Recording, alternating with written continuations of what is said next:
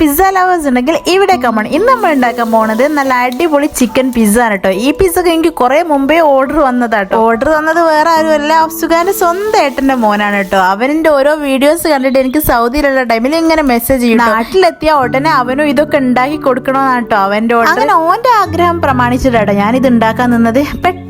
ആവുന്ന രൂപത്തിലാട്ടോ ഞാൻ ഈ പിസ്സ ഉണ്ടാക്കുന്നത്. സത്യം പറയുകയാണെങ്കിൽ മൊസറല്ല ചീസ് കിട്ടാത്തതുകൊണ്ട് ഞാൻ ഇതിന്റെ സ്ലൈസ് ആട്ടോ ഇട്ട് കൊടുത്തത് ഇതിലേക്ക്. അതിന്റെ ഒരു ചെറിയൊരു പ്രശ്നമായിട്ടോ, നമുക്ക് കുറെ ചീസ് ഇട്ട് കൊടുക്കാത്തൊരു പ്രശ്നം.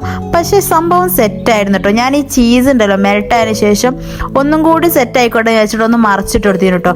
അപ്പൊ ഈ ചീസിന്റെ വൈറ്റ് കളർ ഇങ്ങനെ നോക്കുമ്പോൾ സെറ്റാണ്. വൈറ്റ് കളർ അങ്ങ് പോയിട്ട് എല്ലാ സംഭവവും മിക്സ് ആയ ഒരു കളറായി വന്നിട്ടോ. പക്ഷെ കഴിക്കുമ്പോൾ അടാറ് ടേസ്റ്റ് തന്നെയായിരുന്നു കേട്ടോ.